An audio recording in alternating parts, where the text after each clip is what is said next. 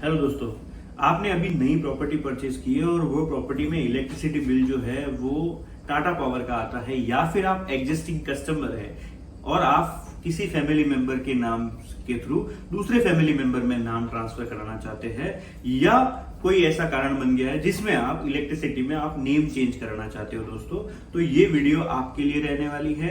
Tata power में आपको name change कराने के लिए क्या क्या प्रोसेस करना पड़ेगा, क्या क्या डॉक्यूमेंट देने पड़ेंगे और ये प्रोसेस कितने दिन चलता है, उसके रिगार्डिंग में ये वीडियो है दोस्तों। तो सबसे पहले शुरू करते हैं टाटा पावर में नेम चेंज करने के लिए। दोस्तों, सबसे पहले जो आपका एग्जिस्टिंग बिल है उसका अगर कोई पेंडिंग ड्यू है तो पहले वो पूरा क्लियर करना पड़ेगा। अगर आपका कोई पेंडिंग ड्यू है तो आप एप्लीकेशन को आगे प्रोसेस ही नहीं कर पाओगे। साथ में अगर सिक्योरिटी डिपॉजिट का, जैसे आप नए ओनर को ट्रांसफर करते हो और उसमें पुराने ओनर ने कोई अमाउंट बिल का पे नहीं किया और वो सिक्योरिटी डिपॉजिट से एडजस्ट हुआ है, मतलब सिक्योरिटी डिपॉजिट के पेमेंट में इश्यू है, तो पहले सिक्योरिटी डिपॉजिट के अमाउंट को भी आपको पे करना होगा, फिर जाके वो ट्रांसफर होगा। तो ये टोटल पेमेंट करने के बाद में आपको आगे का देखना है। अब चलते हैं, बात करते हैं कि डॉक्यूमेंटेशन क्या क्या आपके पास होने चाहिए। सिंपली अगर आपके नाम पे ट्रांसफर करना है तो सबसे पहले PAN card, Aadhaar card, mobile number, mail ID और आपका पासपोर्ट साइज फोटो, इसको एक साइड में ले लीजिए। ये तो जरूरी है, आपके नाम पे ट्रांसफर करना है उसके लिए PAN card, Aadhaar card, mobile number, mail ID और आपका पासपोर्ट साइज फोटो। बट अब मेन है कि जिसके नाम पे ट्रांसफर करना है उसके नाम का ओनरशिप प्रूफ होना चाहिए दोस्तों। जब वो ओनर होगा तभी अपने नाम पे ट्रांसफर कर पाएगा। उस केस में अगर आपने प्रॉपर्टी परचेज की है तो आपका सेल एग्रीमेंट टोटली पूरा मेन डॉक्यूमेंट बन जाता है। शेयर सर्टिफिकेट जो बिल्डिंग का आपके नाम पे ट्रांसफर हुआ है वो, उसके साथ में आप ऐसे बोलते नहीं है बट सपोर्टिंग डॉक्यूमेंट, अगर आपके नाम पे मेंटेनेंस स्लिप आने लग गई है तो प्रॉपर्टी की मेंटेनेंस स्लिप डाल सकते हो दोस्तों।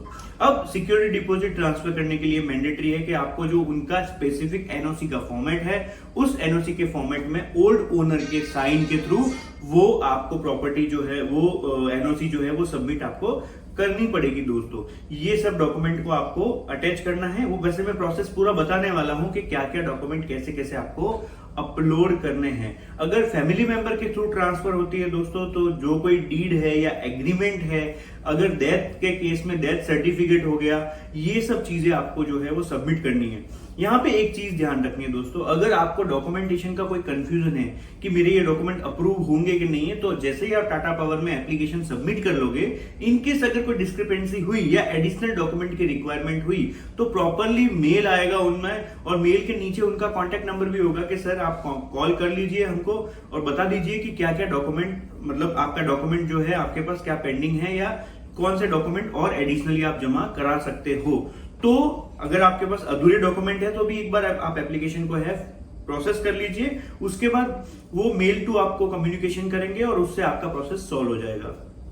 जैसे आप प्रोसेस करते हो मोस्टली एक वीक में आपका नेम चेंज हो जाता है, बट नेम चेंज होके नए लाइट बिल पे, जैसे उसका न्यू लाइट बिल का, इलेक्ट्रिसिटी बिल का सर्कल होगा, उस हिसाब से उस डेट को जो न्यू बिल आएगा उस पे आपका नाम चढ़ के आ जाएगा दोस्तों। मोबाइल नंबर, मेल आईडी भी चेंज हो जाएगी और ये सब हो जाएगा। तो ये प्रोसेस देखने के लिए अभी हम आगे चलते हैं, कंप्यूटर स्क्रीन पे ये प्रोसेस देख लेते हैं। होप आपको वीडियो पसंद आया होगा दोस्तों।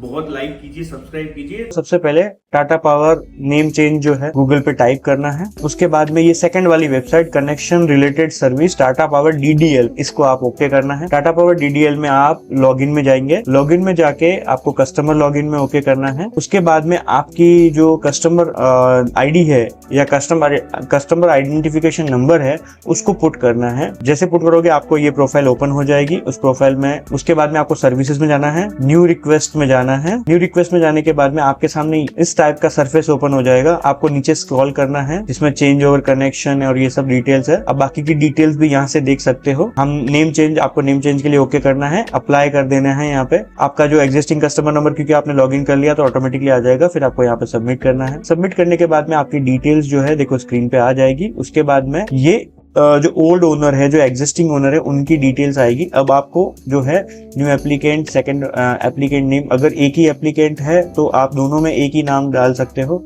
उसके बाद में ई बिलिंग यस और नो आप नो करना। अगर आपको ई बिलिंग चाहिए तो आप यस कर सकते हो। ओनर और एंड प्रॉपर्टी, यहाँ पे सब डिटेल आपको फिल करनी है, जैसे मैं फिल कर रहा हूँ। करने के बाद में अब आता है डॉक्यूमेंट क्या क्या करना। सबसे पहले आपको फर्स्ट में आपको ओनरशिप प्रूफ में आना है। ये 4 डॉक्यूमेंट मांगते हैं, registered agreement, purchase deed, sales deed. इसमें से कोई भी 2 या 3 डॉक्यूमेंट जो है आप अपलोड करोगे। तो सबसे पहले रजिस्टर्ड एग्रीमेंट डीड मैंने यहाँ पे अपलोड कर लिया है, शेयर सर्टिफिकेट मैंने यहाँ पे अपलोड किया है। अपलोड करने के बाद में आपको इस पे ओके करना है। अब मैं आपको बताता हूँ अपलोड कैसे करना है। अब आप आना है आपको आइडेंटिटी प्रूफ में। आइडेंटिटी प्रूफ में आपको मैंने यहाँ पे 2 आधार कार्ड एंड पैन कार्ड जो है वो अपलोड किया है। उसके बाद में आपको लेटेस्ट इलेक्ट्रिसिटी बिल जो है उसकी कॉपी को अपलोड करना है।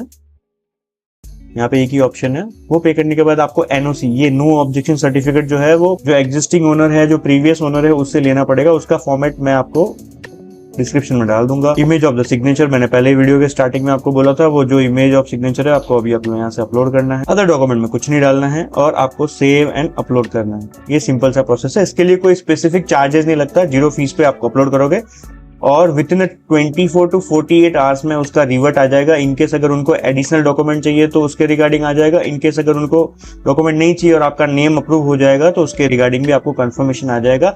नेक्स्ट बिलिंग साइकिल में आपका जो एग्जिस्टिंग ओनर का नाम निकल जाएगा और अभी जो न्यू ओनर है उनका नाम आ जाएगा। ये पॉपअप आएगा, you have successfully submitted the name application. आप इसको स्क्रीनशॉट ले सकते हो।